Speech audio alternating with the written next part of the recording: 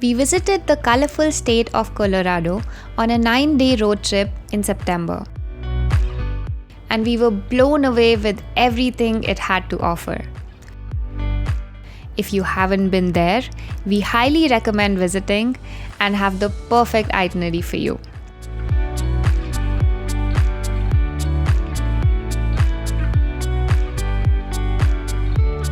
For our trip, we did a loop around the state, and there's a lot to unpack for one video, so we've split it into 3 parts. So this video is going to focus on the second part of our trip in southwest Colorado. On day 3, we left the Great Sand Dunes National Park and Preserve and headed to Mesa Verde National Park.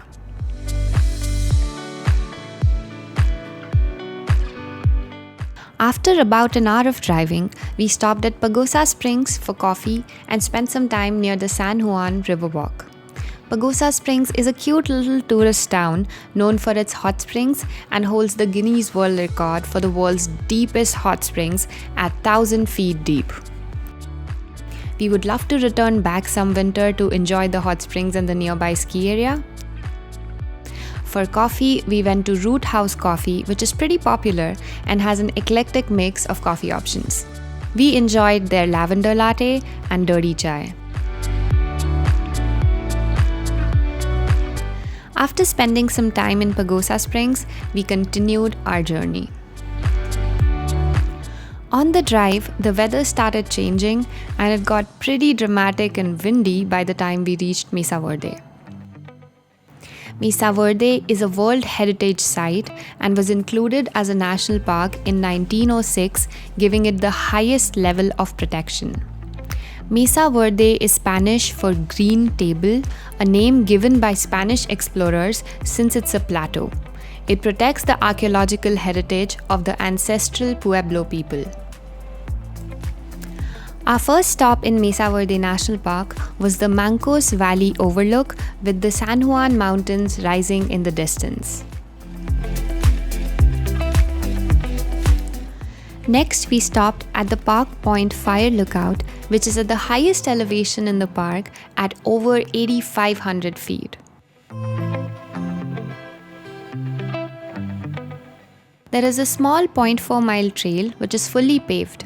Coming from the P&W, this fire lookout is very different and feels advanced. The lookout is still used to transmit information during peak fire season. From this point, you can see as far as Shiprock in New Mexico, which is pretty cool. You can also see parts of Utah and Arizona. For over 700 years, the ancestral Pueblo people built thriving communities on the mesas and in the cliffs of Mesa Verde. And then, within a span of 1 or 2 generations, they moved away.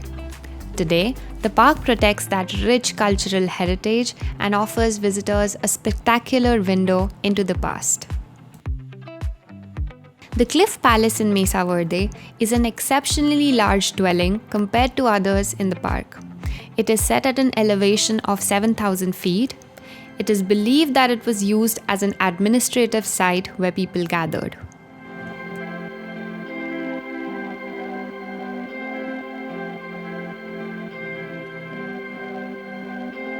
You can sign up for ranger-led tours of Cliff Palace and Balcony House, which is another dwelling, on reservation.gov. Keep a buffer of at least 2 hours if you do so, because some of these hikes are strenuous. As NPS describes it, they will challenge your fear of ladders, heights, and small spaces. We were alone at the site when we visited the Cliff Palace, and there was an eerie feeling to the place, knowing that they were somebody's homes at one point. There were a couple of other dwellings nearby that we visited as well.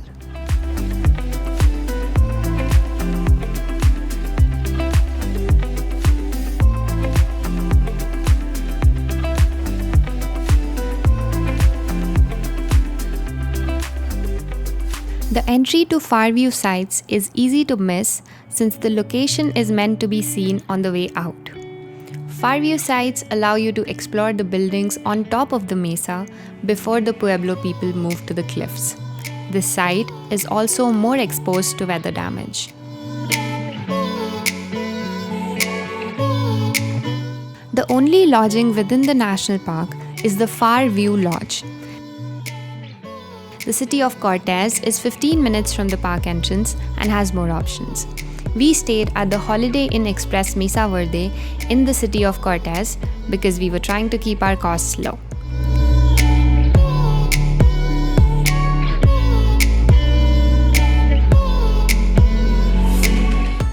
When visiting Mesa Verde, we recommend that you plan and book experiences in advance to make the best of your visit to this incredible place that takes you back in time.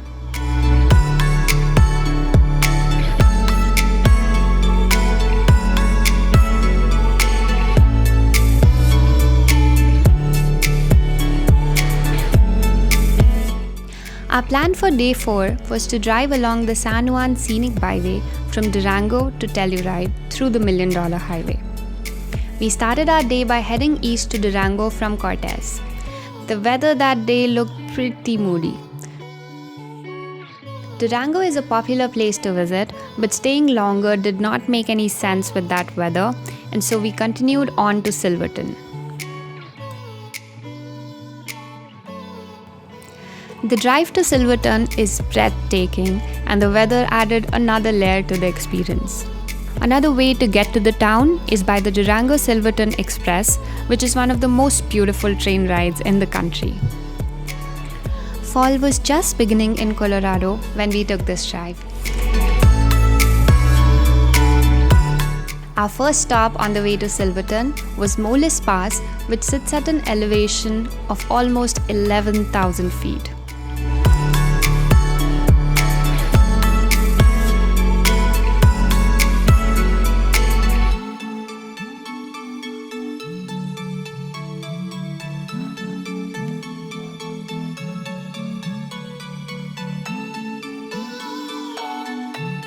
There are many areas around Moles Pass for hiking, off-roading, and activities like kayaking. You can even spend the night here surrounded with breathtaking views at the Moles Lake campground near the Moles Lake.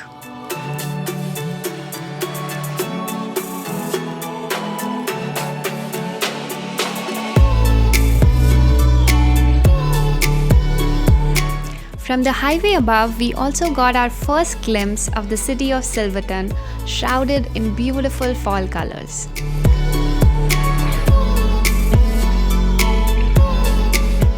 Silverton was established as a mining town but is now a popular tourist destination. You can still see the effects of the mining activities in the color of creeks and rivers in the area.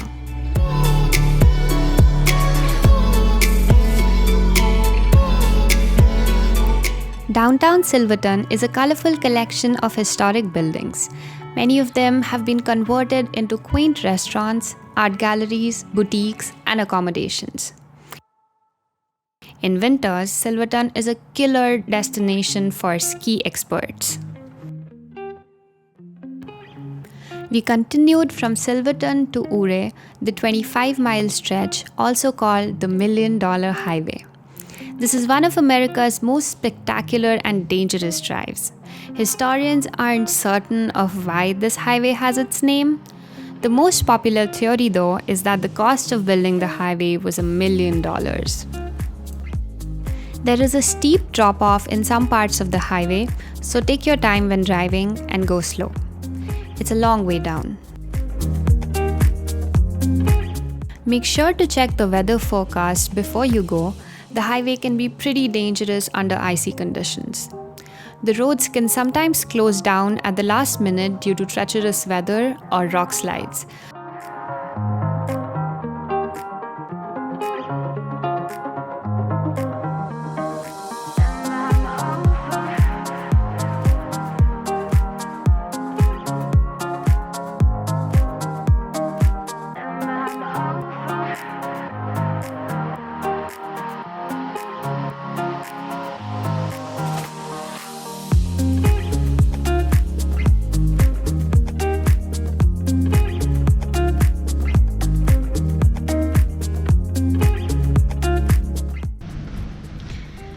This is also like the 5th spot we've, I think, stopped at in the last 30 minutes or less.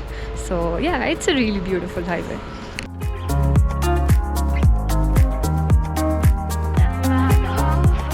Once we started getting close to Crystal Lake, the views just blew our mind. We could spend hours in the area.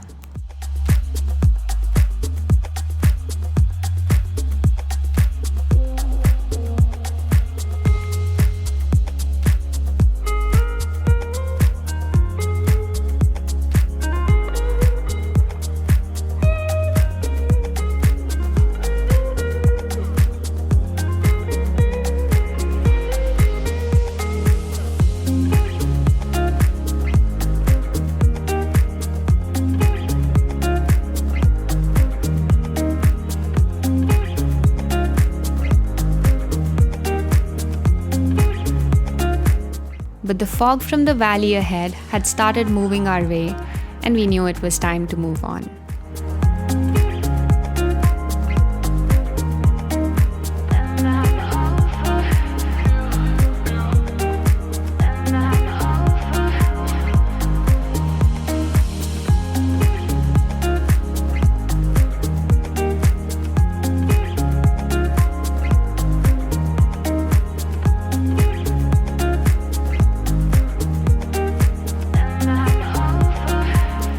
But the views just don't end. The road is carved into the side of the mountain and has no guardrails.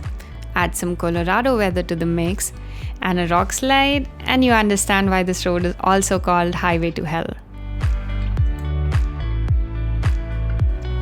The guardrails were never added to shove snow down the side of the road. The Red Mountain Pass has the highest avalanche hazard per mile in North America.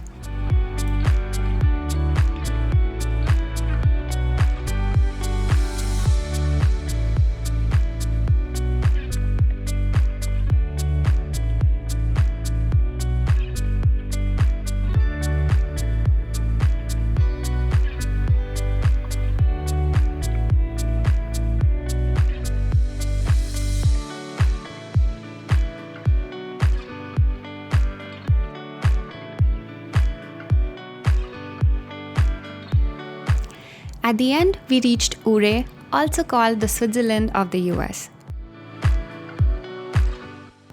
If you were to stay in Ouray, there are plenty of opportunities for hiking, biking, and off-roading. Colorado has some of the best small towns in America, and this is one of them. We had an option to choose between Ouray and Telluride to stay the night, and we went with Telluride. Our stay in Ouray was short. We just stopped for dinner at this brick oven pizza place in downtown called Colorado Boy.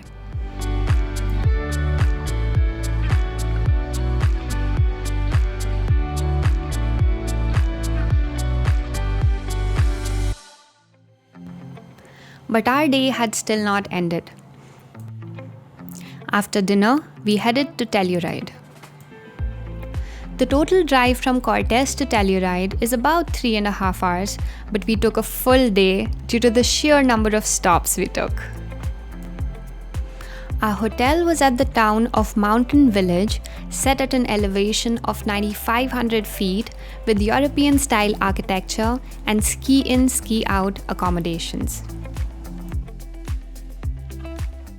We're staying at the inn at Lost Creek in Telluride, and the first room that we got, there was a drip from the ceiling of the bathroom and there was water all on the floor. So we called the front desk and they were nice enough to address the problem right away. They sent the bellman up with the keys for a new room to relocate us. Because of the trouble that we had to go through, they upgraded us to a nicer room.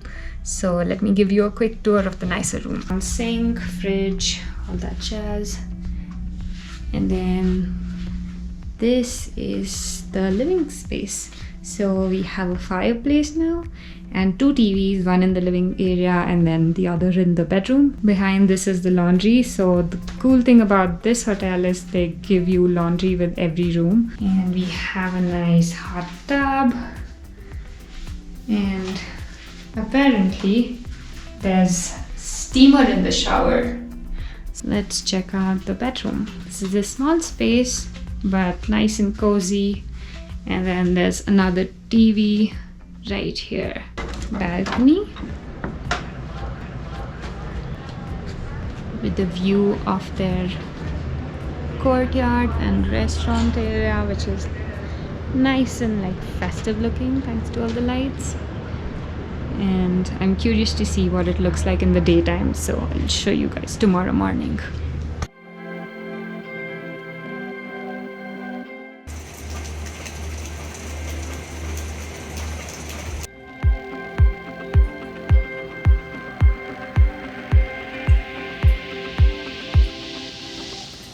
In the morning, after a lovely breakfast at the hotel, we took the free gondola ride to the mountain.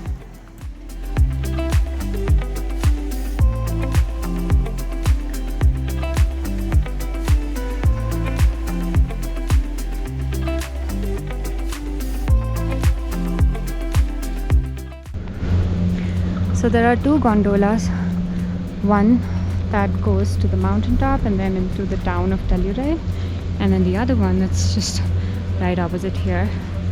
This one goes into the mountain village. The staff at the hotel told us to take this one. It has like more beautiful views.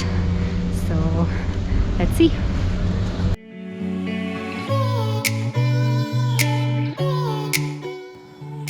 After spending some time in Mountain Village, we drove down to the town of Telluride. Telluride is one of the world's premium skiing destinations and was designated as a National Historic Landmark District for its distinctive Victorian character and its Wild West lore. Mining was so successful in Telluride that it boasted more millionaires per capita than New York at one point, which of course brought in notorious outlaws like Butch Cassidy to town to rob the San Miguel National Bank. Woodcock, what'd you have to go and do something like that for? Well, Butch, you blew the last one so easy, I just had to do something. From Telluride, we headed north towards our next destination. We did not complete the scenic byway loop because we were traveling further north, but if you have more time, you can definitely spend 4 to 5 days on this 232-mile loop with beautiful towns, canyons, and mountain passes.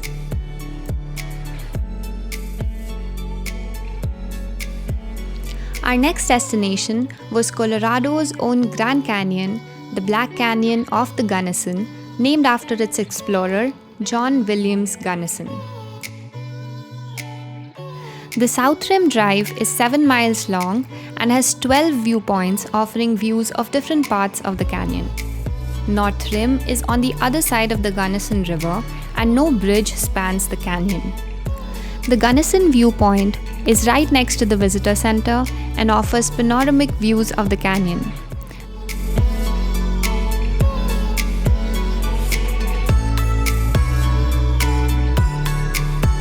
This is a must-see spot and would probably be your first proper introduction to the rock spires. While we were there, the weather started taking a dramatic turn. Suddenly, we found ourselves in the middle of a hailstorm.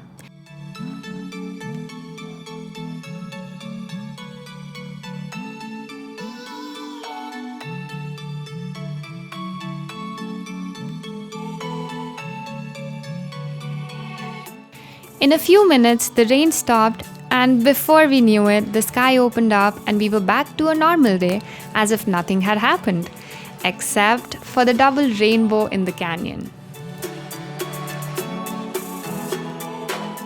Black Canyon preserves some of the darkest skies in the nation, and the park offers year-round astronomical programs to take advantage of that.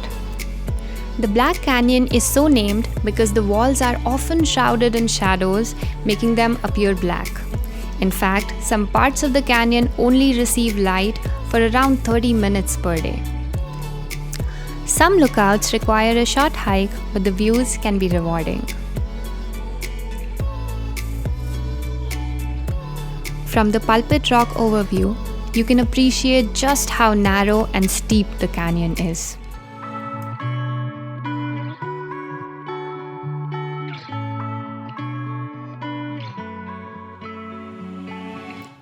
The chasm view shows you the narrowest part of the canyon.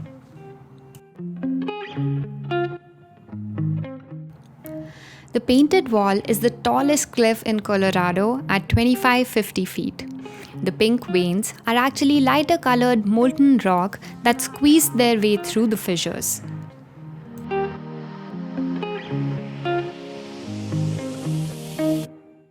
The steep and deep canyon is formed from metamorphic rocks carved by the Gunnison River over the course of 2 million years. Pinyon pine and juniper trees dominate the top elevations of the park, and some of them are centuries old. We watched sunset at Sunset Viewpoint and then headed down to the town of Grand Junction for the night. It takes nearly 4 to 5 hours to cover the South Rim if you visit all 12 viewpoints. We did not cover East Portal Road and the North Rim on this trip. That's it for this video. In our next video, we will share the next few places on our trip, heading northeast from Colorado National Monument towards Rocky Mountain National Park and Mount Evans. So stay tuned and subscribe so you don't miss the next video.